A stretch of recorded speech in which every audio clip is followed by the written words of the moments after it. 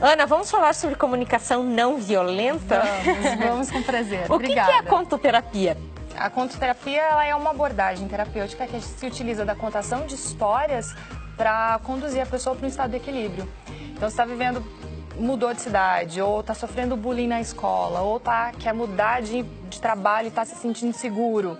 Então, você monta uma história, né, para esse momento de desequilíbrio, que conduza, que crie imagens na cabeça da pessoa para que o inconsciente se apoie nessas imagens e comece a tomar decisões no dia a dia que conduzam ela para o estado de equilíbrio. Porque a nossa mente é muito mais poderosa do que a gente imagina. Nossa, demais! Né? As nossas decisões, 95% delas vêm desse conteúdo do inconsciente, não são decisões conscientes, né? Só 5% é consciente. Então, e o nosso inconsciente, ele fala imagens, ele não fala palavras. Então, quando você ouve uma história, você coloca a imagem em ação. E aí o seu inconsciente se apoia lá na aventura do personagem para poder tomar as decisões do dia a dia. Tem gente que brinca e fala, nem me conte isso porque eu tenho uma imaginação tão fértil, né? Então é porque automaticamente aquela palavra se transforma numa ceninha, né? Aquela frase ali. Você grava melhor do que palavras. Interessante, né? Gente. Como que surgiu a comunicação não violenta? A comunicação não violenta nesse trabalho de contoterapia foi porque eu gostaria de desenvolver aquela escuta mais empática. Né? E a comunicação não violenta, ela proporciona isso. O Marshall Rosenberg, ele é um psicólogo americano, que na década de 60, ele era coordenador educacional. Bem nessa transição da segregação racial, e não foi uma época, foi uma época bastante conturbada, né? E o que ele percebeu? Que a linguagem que a gente utiliza no dia a dia contribuía muito para a violência, para esses estados, assim... Você está falando de soco, pontapé mesmo? De soco, de pontapé, de briga mesmo, de morte, de briga entre gangues e tudo, né? Então ele percebeu que a linguagem que a gente utiliza no dia a dia, ela é uma linguagem que acaba levando a gente a classificar e julgar as pessoas. Por quê? Porque a gente olha para o comportamento dos outros. Quando a gente olha para o comportamento dos outros, nós temos um vocabulário que vai julgar se aquilo é bom, se aquilo é mal, se está certo, se está errado. Né? E aí ele percebeu que esse tipo de linguagem que a gente nem percebe que adota no dia a dia contribui muito para a violência. O que eu aprendo com essa figura? Essa figura é assim, ó, por exemplo, a girafa, que no caso o Marshall Rosenberg fala que as pessoas que começam a praticar a empatia, elas são umas girafas. A empatia é se colocar no lugar do outro. Basicamente, se colocar no lugar do outro, é se conectar com aquilo de sentimento que aquela pessoa está sentindo. Eu já senti em algum momento da minha vida e aquela necessidade que ela está tendo por trás desse sentimento. Então, a girafa, ela tem o maior coração do reino animal, né? Então, é justamente você se conectar com o seu coração. E esse pescoço mais longo faz com que ela veja as consequências das atitudes e das ações dela. E o chacal que está naquela figura ali do lado, ele é essa nossa reatividade. É o nosso automatismo no dia a dia. Então, por exemplo, se eu falo assim pra você, poxa, Vanice, você é tão desorganizada.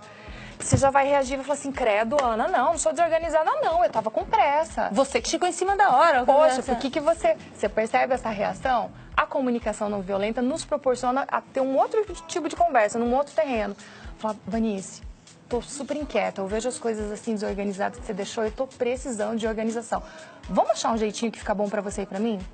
Você percebe que nesse caso você se conecta. Mudou completamente. E você disse a mesma coisa, passou o mesmo recado, exatamente. Mas só que eu não falei de você, diferente. Eu falei de mim. Percebeu?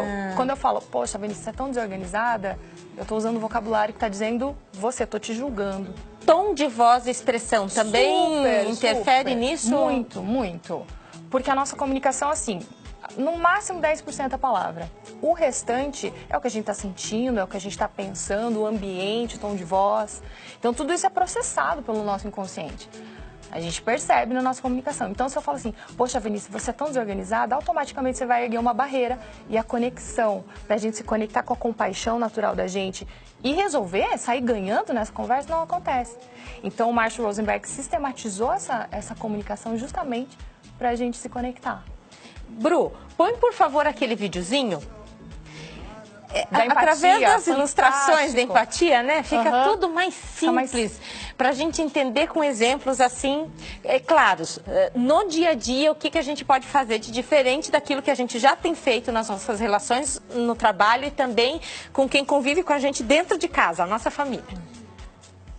So what is empathy and why is it very different than sympathy? Empathy fuels connection. Sympathy drives disconnection. Empathy, it's very interesting. Teresa Wiseman is a nursing scholar who studied professions, very diverse professions where empathy is relevant, and came up with 4 qualities of empathy. Perspective taking, the ability to take the perspective of another person or recognize their perspective as their truth. Staying out of judgment, not easy when you enjoy it as much as most of us do. Recognizing emotion in other people and then communicating that. Empathy is feeling with people.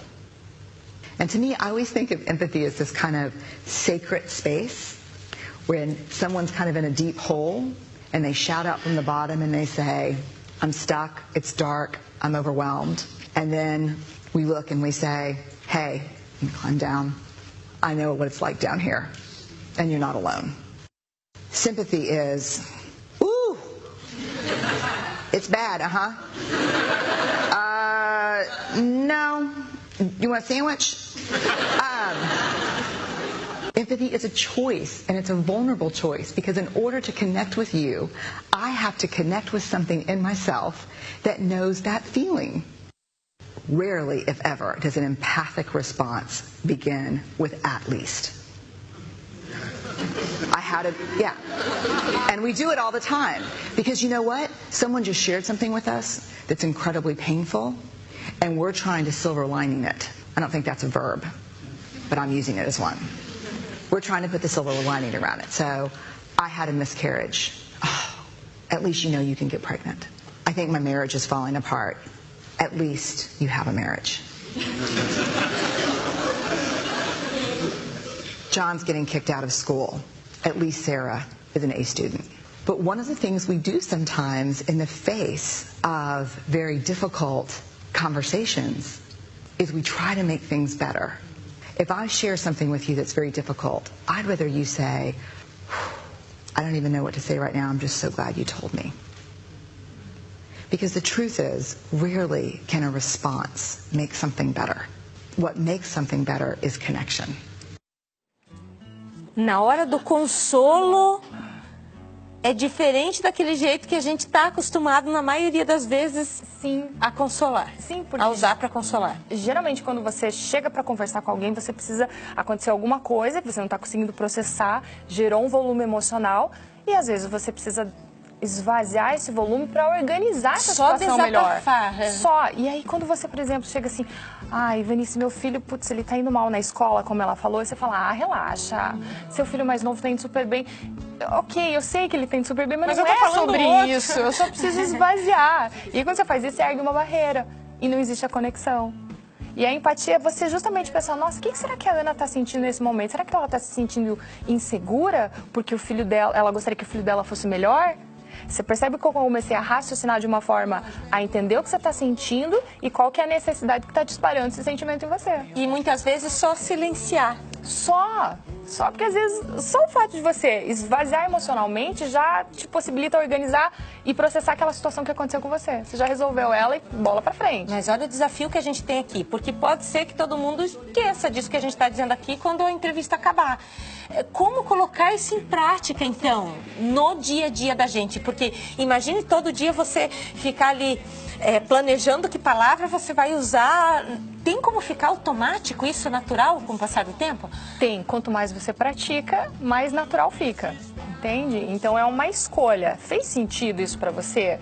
E quando você experimenta a primeira vez o gostinho de você se conectar através disso, você fala, nossa, deu bom certo, demais, eu quero mais. E daí você erra, daí você fala, putz, tô frustrada, errei, deixa eu tentar de novo.